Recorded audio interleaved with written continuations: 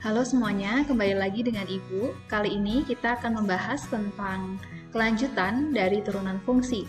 Kalau kemarin di video sebelumnya kita sudah belajar tentang definisi turunan dan cara mengerjakan dengan definisi turunan dengan limit.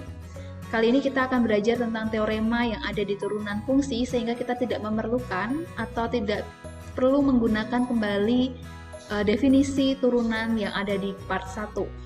Seperti apa teoremanya kita lihat bersama. Teorema yang pertama, jika fx sama dengan c, maka f aksen x sama dengan 0.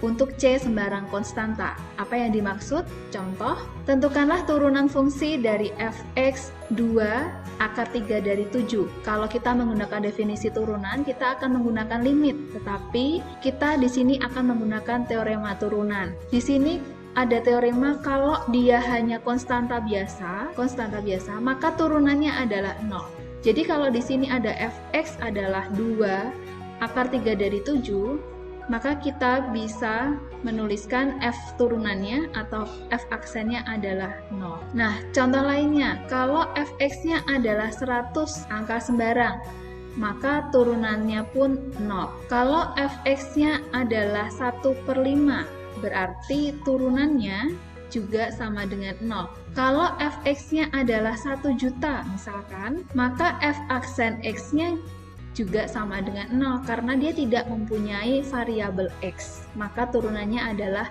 0. Itu untuk teorema yang pertama. Teorema yang kedua, jika fx sama dengan x, maka turunannya adalah sama dengan 1. Contohnya, jika fx adalah 4, maka kita bisa tuliskan turunannya dengan cepat adalah 4. Kalau fx-nya adalah setengah x, maka turunannya adalah setengah.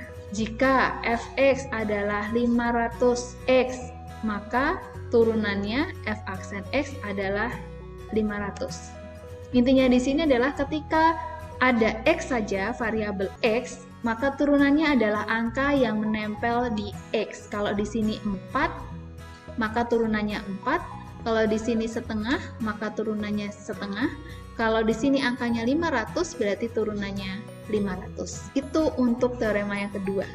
Bagaimana dengan teorema yang ketiga? Teorema ketiga adalah jika fx sama dengan x pangkat n, sekarang ada pangkatnya, maka f aksen x-nya adalah n kali x pangkat n min 1. Contoh, fx-nya adalah 5x kuadrat, maka untuk mendapatkan turunannya, kita bisa menuliskan di sini f aksen x sama dengan, berarti pangkatnya turun, pangkatnya atau n-nya itu 2, ya, maka 2 dikali 5x pangkat dikurang 1. Itu kenapa biasanya turunan berarti turun. Turun itu berarti pangkatnya berkurang. Nah, sehingga di sini diperolehlah 10x pangkat 1 atau 10x. Nah, kalau kalian lihat lagi di video sebelumnya di part 1, maka di sini ketika kita menggunakan definisi turunan dengan penggunaan limit, ternyata menghasilkan turunannya adalah 10x. Dan ketika kita menggunakan teorema turunan, hasilnya juga sama, 10x. Oleh karena itu, untuk mengerjakan soal-soal turunan berikutnya, kita tidak perlu menggunakan definisi turunan lagi, atau tidak perlu menggunakan limit, tetapi kita bisa menggunakan teorema turunan yang ada. Contoh berikutnya adalah jika kita punya fx sama dengan akar x, karena bentuknya belum bilangan berpangkat, maka kita ubah terlebih dahulu. Akar x ini menjadi bilangan berpangkat, yaitu x pangkat setengah. Maka turunannya sama dengan pangkat setengah x pangkat dikurangi 1, menjadi 1/2 x pangkat min setengah. Karena di sini pangkatnya negatif, kita harus menggunakan pangkat yang positif, berarti di sini x pangkat setengahnya pindah di bawah, atau ini sama saja dengan hasil 1/2 akar x. Karena di bawahnya ada akar, maka kita kalikan dia dengan sekawannya, yaitu akar x. Diperolehlah di sini 1/2 x akar x.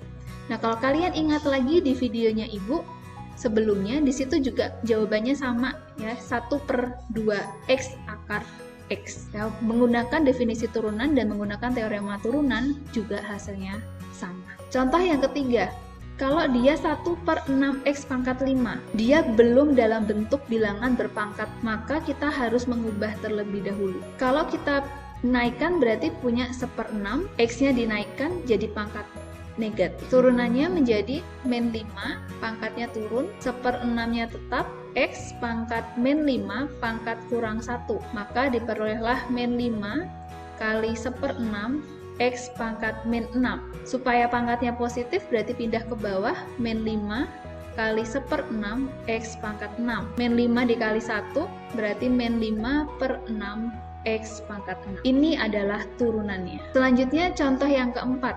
Jika bentuknya seperti ini, maka kita akan mengubah bentuknya ke dalam bentuk pangkat biasa. Berarti fx sama dengan 2/3 X pangkat 1/4.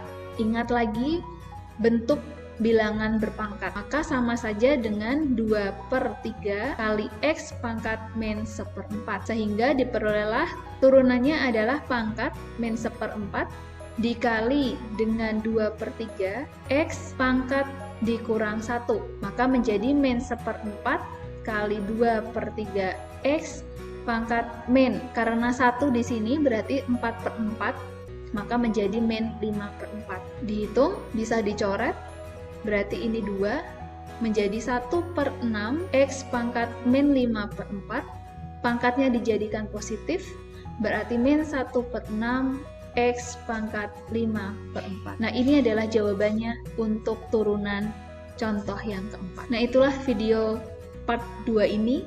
Terima kasih sudah menyaksikan. Sampai jumpa lagi. Tuhan memberkati.